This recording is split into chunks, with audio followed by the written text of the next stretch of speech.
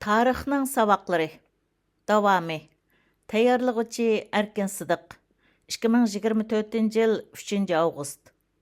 6. Din va tarix. Dinda naiti gumonlanadigan tarixchimu dinga hurmat qiladi.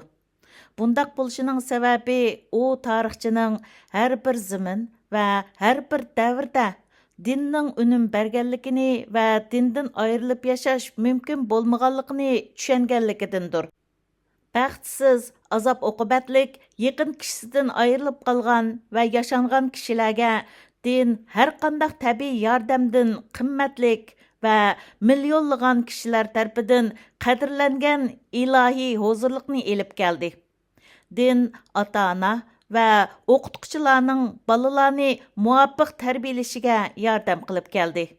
Din eng tuvan darajalik mavjudiyatlarga ma'no va g'urur ato qilib keldi.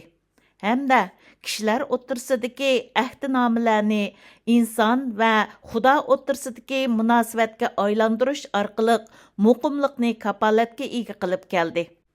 Din kambag'allarning boylarni o'ltirishini to'sdi.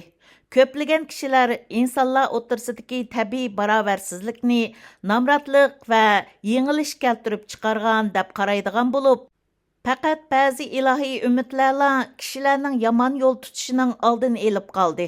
Agar undaq umid vayron qilindikan, sinfiy kurash kuchaydi. Jannat bilan utopiya, ya'ni xiyaldagi eng go'zal makon bir quduqdagi ikki chilakka o'xshash bo'lib, birsi ostiga cho'kadigan, yana birsi ustiga chiqadi. Din ojizlashganda kommunizm kuchaydi.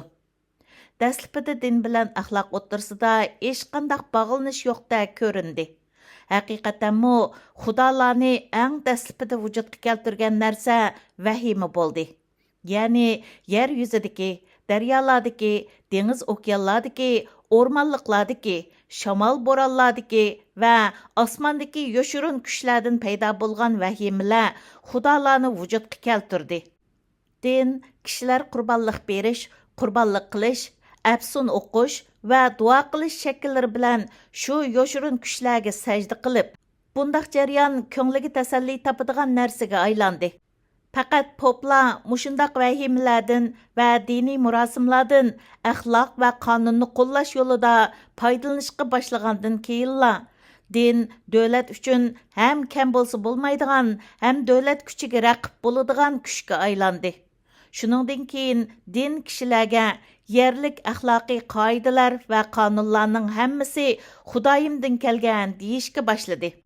Shuningga moslashgan holda har bir davlat o'zining yerlari va kirimlarini poplar bilan teng bo'lishdi. Ba'zi isyonchilar dinning axloqni kuchaytganligidan gumonlanadiganligini bildirdi. Sababi din hukm surgan davrlarda axloqsizlikmi teng rivoj topdi. Haqiqatanmi shahvatparastlik, aroq ichib mast bo'lish, qo'pollik, pixsiqlik, samimiyatsizlik, o'g'irlik, bulangchilik va zo'ravonliklarning hammasi o'ttir asrdimi mavjud bo'lgan.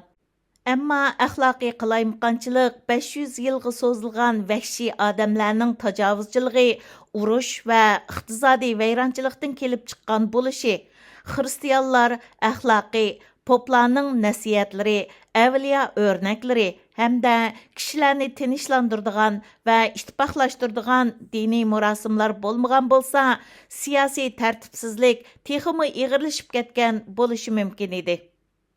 Cherkovlar davlat uchun xizmat qilgan bo'lsa-mu, axloq huquqdan ustun turadigan bo'lg'achqa, cherkovlar davlat hokimiyatidan ustun turadiganligini jakarladi.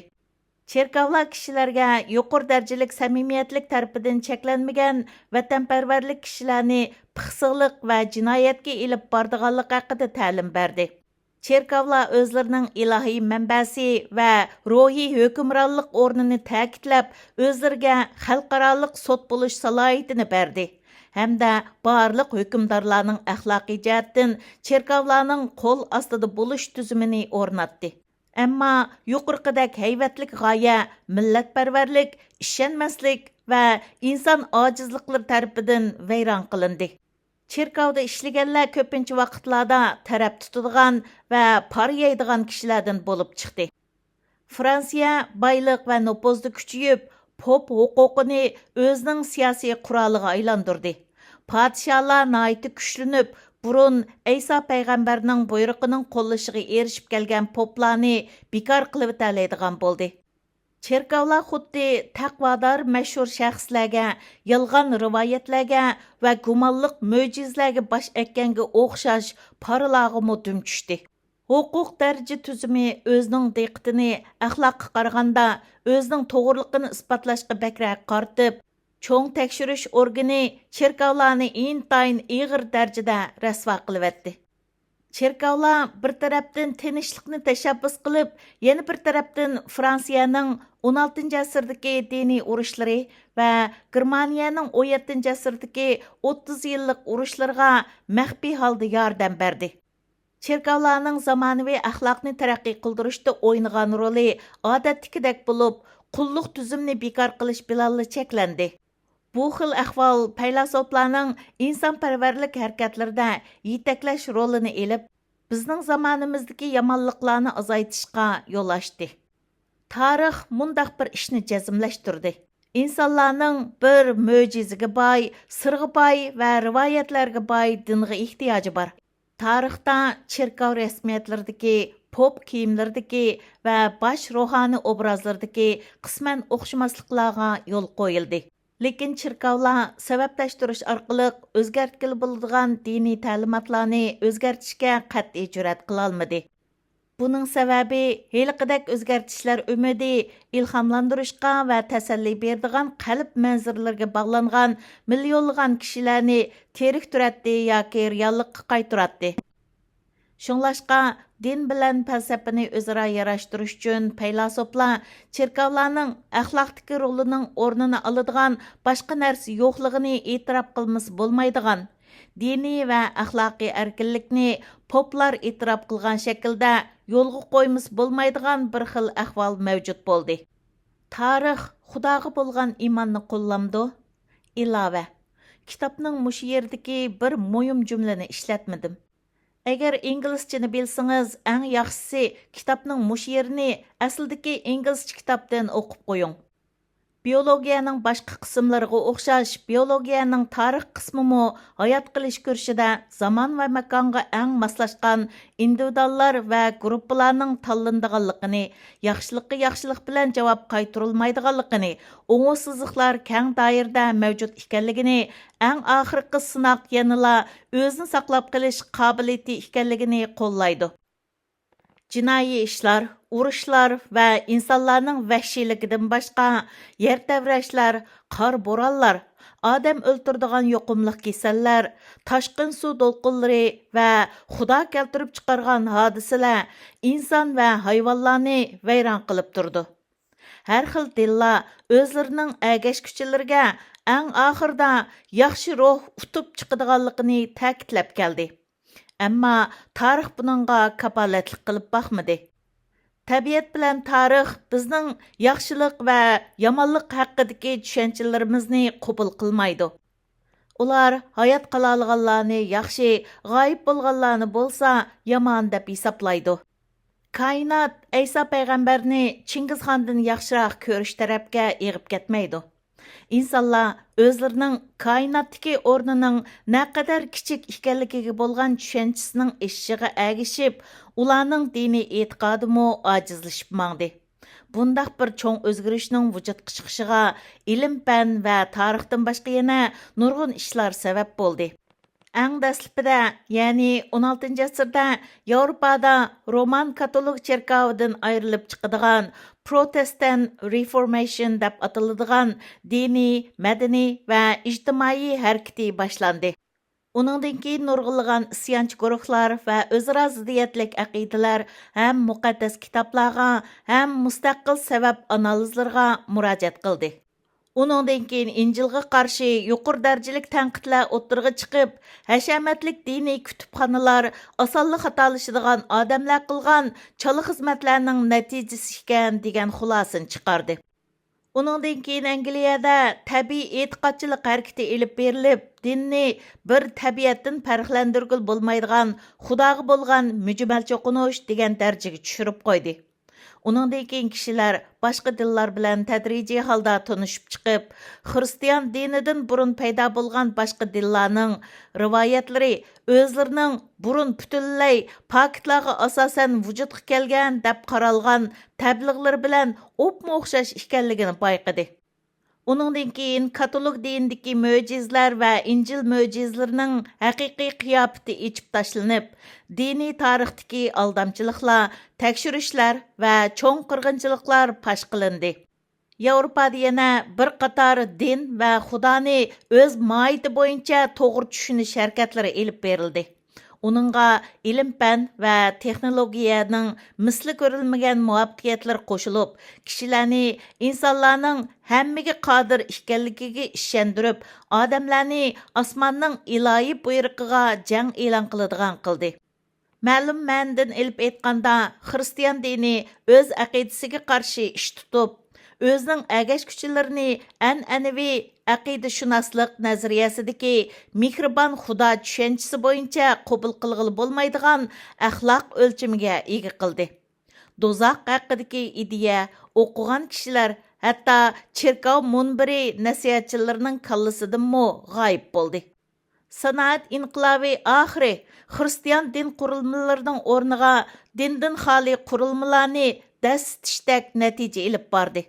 Bugun ko'plagan kishilar davlat hokimiyati aqidashunoslikdan keladigan yordamlarning hammasini bekor qilishni istaydi. Burunqi kishilar qonun degan xudoyim tanlagan podshohlarning farmonlari deb qaragan bo'lsa, hozirgi kishilar uni osonlik xatolashadigan kishilarning bilmay turib chiqargan buyruqlari deb qaraydi. Burunqi kishilar o'qish degan xudoyim vujudga keltirgan poplag'ili tava narsa deb qaragan bo'lsa, bugungi aqida arg'amchilarini kesib tashlagan va aqida vahimalarni yiroqqa cho'rib tashlagan ayollar uchun o'qish bir majburiyatga aylandi. Kishilar o'qish orqali sababga va qoyil qilishga tayinib, yosh o'smirlarni tarbiyalab, ularning faqat soqchilardan qo'rqib, ishlarning sabablarini tepib chiqishni mangu o'rganolmaydigan holatini o'zgartdi. Burun universitetlar cherkovlarga bog'langan bo'lsa, hozir savdo korxonalar va olimlar bilan birlashib ish olib boradigan bo'ldi. İlahi təbliğ və əxlaq tüzümlərini, kişilərinin mengisiga singdirish jarayonini vatanparvarlik, kapitalizm yoki kommunizm tashviqotlari oldi. Diniy muqaddas kunlarning o'rnini bayram kunlari oldi.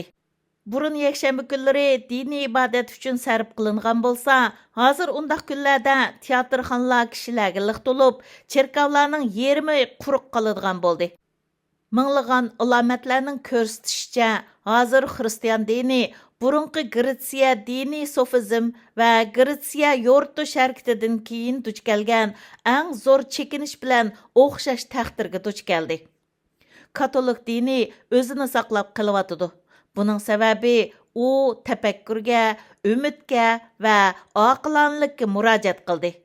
Uning rivoyatlari kambag'allarning hayotiga tasalli berdi va uni umidlantirdi. Katolik dini ziyolilar dunyosi bilan bo'lgan bog'lanishni qurbon qilayotganlik sababidan hamda dindan xoli ma'rif va adabiyot bilan uchrashishi sababidan bargan siri ko'p kishilarning katolik dinini tashlab o'tishdek ahvol yuz beryotidi. Ammo katolik dini boshqa dindagi sababning aniqsizligidan zerikkan hamda cherkovlarning ichki qalayimqonchiligini va kommunizm do'lqinini oxirlashtira oladiganligiga ishongan kishilarni o'ziga jalb qilib, ularning dinini katolik diniga o'zgartirish unimiga erishyotidi. Agar yana bir cho'ng ko'lamlik urush g'arb madaniyatini vayron qilibdikan, xuddi milodiy 476-yildagiga o'xshash shaharlarning vayron bo'lishi, namratlarning tarqalishi va ilm-fanning xorlanishi cherkovlarni hayot qilgan kishilarning qalbida birdan-bir umid va yo'l ko'rsatuvchi manba qilib qo'yishi mumkin. Tarix savoqlarining biri shuki, dinning jini ko'p. Hamda uning qayta tirilish odati bor. Ya'ni tarixda xudoyim va din ko'p qitim o'lib, yana ko'p qitim qayta tug'ildi. Masalan, 19-asrdagi Amerikada davlat qurg'uvchilarning ratsionalizmning o'rnini diniy gullanish oldi. Tarixda bastırış bilan sezimlər və istaklarning ifodalanishi bo'lgan purtanizm və dinsizlik növbət bilan o'zaro reaksiya qaytarib keldi. Qonun ajizlashib, ijtimoiy tartibni saqlash vazifasi axloqning zimmasiga tushganda din və purtanizm hukm surdi. Qonun və hökumət dövlətning muqimligiga daxli yetkizmagan asosda cherkov, oila və axloqlikning pastga qarab menishiga yo'l qo'ygan vaqtda dindan gumonlanish və dinsizlik alga qarab ilgariladi. Bizning hozirgi davrimizda davlatning qudrati yuqorqi bir qancha kuch bilan birlashib, e'tiqod va axloq o'lchimini tuvallatadi hamda dinsizlikning tabiiy o'zgarishiga yo'l qo'ydi. Bizning hamma narsamizning haddidan tashqari mo'l bo'lishi ehtimol yana yangi bir reaksiyani vujudga keltirishi, ya'ni axloqiy qalaymaqonchilik dinning qaytadan gullanishini paydo qilishi va dinsizlar bolalariga diniy qoida tuzumlarni o'rgatish uchun ularni katolik diniy maktablariga berishi mumkin. Renan 1866-yili axloqlikni vujudga chiqarish uchun din bo'lmas bo'lmaydi degan yakunni chiqardi. Tarix mushundaq yakunni, ya'ni tabiiy axloq bak ojiz bo'lib, vahshiylik madaniyat ichiga yoshirinib olib, bizning tushlarimizda, jinoyatlarimizda va urushlarimizda o'tirg'i chiqadi degan yakunni isbotlamdi. Bu savolga Yusuf Meyster mundaq javob bergan. Mən bir kazap adamның yürəkinin qandaq bolduğanlığını bilməyəm. Amma mən bir səmimi adamның qalbida nima barlığını biləmən. O intayın qorxunuşluq. Bizning davrimizdan burunqi tarixda dinning yordamiga erishmay turibmi, jamiyatda bir axloqliq hayotni muvaffaqiyatli saqlab mang'alganlikning kuchli misoli mavjud emas. Fransiya, Amerika va boshqa bir qism ellar davlat hukumatini barliq cherkovlardan ayirib etdi. Әмма ijtimoiy tartibni saqlashda yanıla dinning yordamiga murojaat qilib keldi.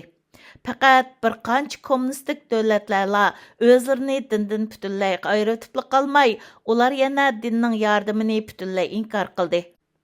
Rossiyada bu xil sinoqning aniq holda va vaqtincha muvaffaqiyatli bo'lganligi u davlatdagi xalqning hozircha kommunizmni bir xil din sifatida qabul qilganligidan. Kommunizmni chirkovning o'rnidagi rohatlik va umidning manbasi qilganligidan bo'lgan bo'lishi mumkin.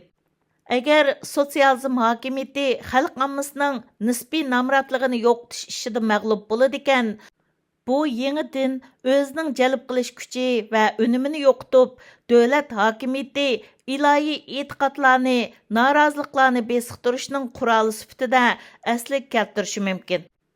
Bu xuddi Durantning deganidek bir ish. Nomrodliklar mavjud bo'lib turdikan, Xudoyimlarmi mavjud bo'lib turaverdi. Oxirgi so'z.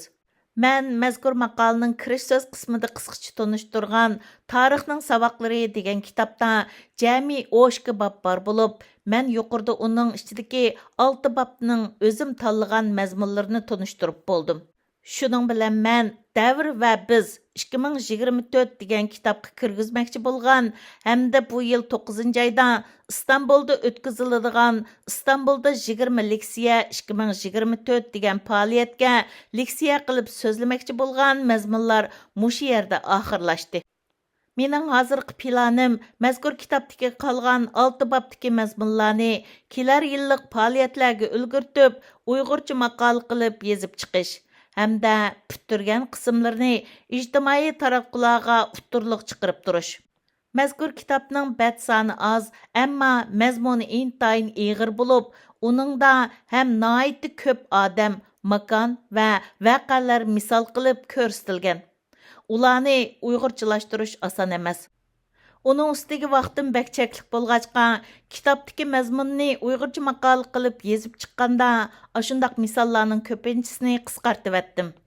Shunga men inglizcha bildigan o'qirmanlarga mazkur kitobning inglizcha nusxasini kam deganda bir qatim astoydil o'qib chiqishini tavsiya qilaman.